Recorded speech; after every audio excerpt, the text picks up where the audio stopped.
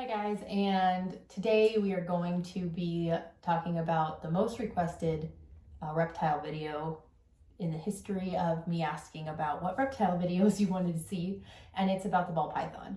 So we're going to get into that. This is going to be a pretty lengthy video because there's a lot of, I don't want to say misinformation, but wrong husbandry being practiced by people who buy these ball pythons from PetSmart, or they just get them because they want a snake, and ball pythons are easy to come by. So we're going to kind of talk about things, do's and don'ts, and about the husbandry and how to properly care for these guys, because they're not as easy as they're advertised. They're not easy at all really to keep. I mean, they're easy if you do it right, but if you do it wrong, there's a lot of things that can go wrong. So I have two ball pythons here, and we'll talk about each of them in the video and kind of go from there. So this little guy is Noodles. He is a permanent resident here with us, and he's less than a year old. Hey, buddy. Little curious guy. And ball pythons are kind of like this. You can just kind of handle them. He's moving around a lot, but they usually don't move around too much, which makes them great beginner snakes because they're easy. They're like the Labradors of the snake species. Noodles here is not a wild type. He's a candy pastel, so he's got the yellow with the lavender. Makes him a pretty neat color. And that's the thing with ball pythons too, is they come in so many different colors, which are morphs. They come in so many different morphs that it's really, I mean, you get a different color almost every time. So he's a juvenile. He's still a little guy. There's his face. So I'll introduce these guys, and then we'll go over husbandry and enclosures. And this is Sirius. He's an adult. He's not a juvenile. And he's not very long. If you guys remember, Kala, she was our wild type ball python, and she was quite a bit larger than he was. She was about 5 feet long and probably double his width. She was a big girl. But this is kind of what you're looking at. And this is a good example of what's called stuck shed. You can kind of see his skin here, not really doing too well, especially on his neck up here. And that happens when you don't have good humidity in your tank. Your snake isn't supposed to shed in pieces. It's supposed to shed in one or two big pieces, ideally. So they're serious. And this is kind of why they're called a ball python. They just kind of sit in a ball. They don't really move around a whole lot. And Sirius is also a pastel, but he's just a yellow belly pastel, which means he's just a yellow type base pastel. Snake genetics are hard, so I won't get into all of that here. But this is kind of like the disposition of the ball pythons. They're really easy. I don't use a snake hook with my retics. I use a snake hook because they have a really high food response. With these guys, I kind of just read their body language and see where they're at. 9 times out of 10, I won't tap them on the head with a hook before I reach in and grab them. I just kind of pet them and then go in and swoop them up out of their enclosures. They're really easygoing snakes. They're very forgiving. You can make a lot of mistakes, a lot of husbandry and handling mistakes with them, and they're probably not going to bite you. You have to work really hard. In my experience, you have to work really hard to get bitten by a ball python. He's a really neat guy. He's got like green eyes with like Avis, my Dumeril's boa, with the brown going through the center. Really neat guy. So we've only had him for about a day, which is why he's got the stuck shed and everything. I've been slowly but surely just kind of seeing if it peels itself off. But after he has a shed or two, he'll be really iridescent, really pretty colors. A little healthier. And ball pythons are a little finicky when it comes to food. Sometimes they go off of their food and they won't eat for a few months. So that can be a problem if you only have 1 or 2 ball pythons and you defrost a mouse, or if you feed live, which I don't recommend. But if you feed live, then you have a live mouse you have to take care of. But this is the reason they're called a ball python. And I've been moving him around a lot to kind of show him off, and he's not really caring too much. That's kind of the nice thing about these guys. Their dispositions are just amazing.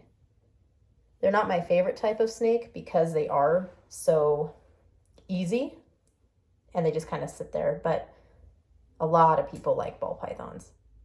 And I don't dislike them, but they're just not my favorite. Show off some of this guy's colors. Look at his green eyes. Pretty boy.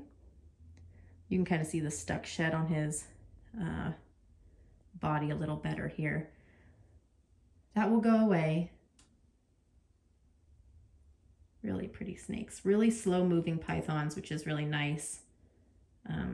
They're not quick and darty like a lot of smaller snakes are.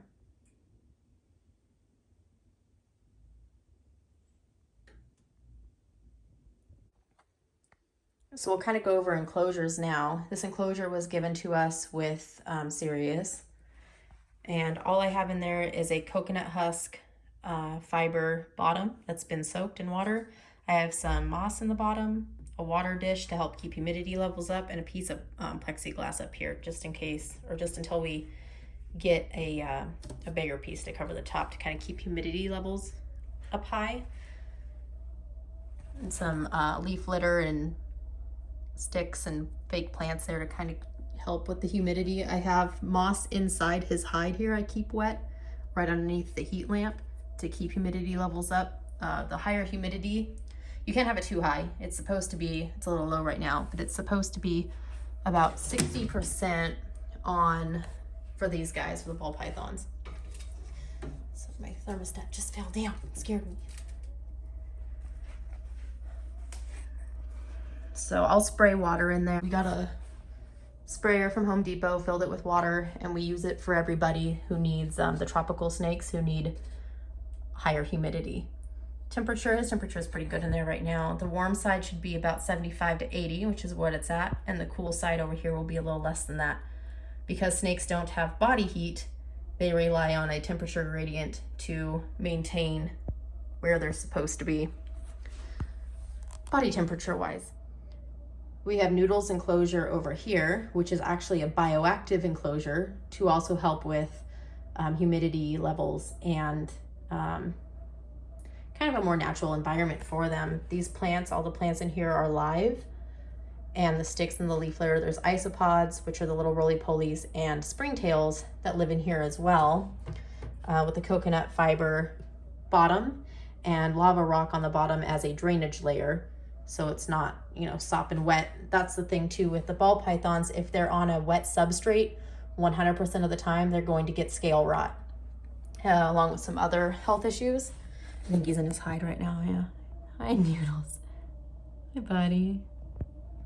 But all these plants are live. It's really nice to have the bioactive setup for these guys because they are a tropical snake. They're not like our desert dwelling snakes, like our hognose here. He's on a dry substrate. It's just basically wood chips, and he doesn't need humidity or anything like that. He just needs a stable temperature. Hi, look at that guy. I have a video on him as well, if you're interested. So that's kind of the base of, of the husbandry for the ball pythons. They're not hard if you do it correctly, but it can be kind of hard to know what to do and when to do it. If you guys have any questions about hook training or anything like that, or if you have any questions at all, feel free to let me know. You can message me or comment on the video and I will answer them.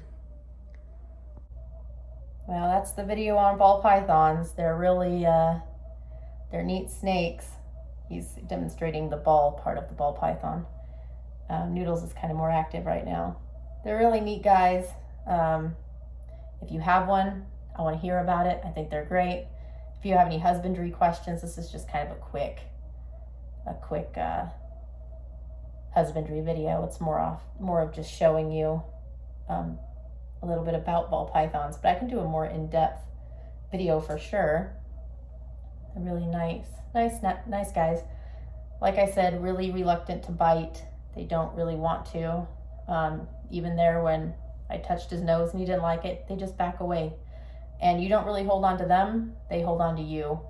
You know, they don't, they're pythons, and they come from a tropical area naturally, so they're tree climbers. They will climb. What's up, buddy? Really neat guys. So thanks for joining. Next video will either be on the reticulated python or the Dumerol's boa. So we'll see.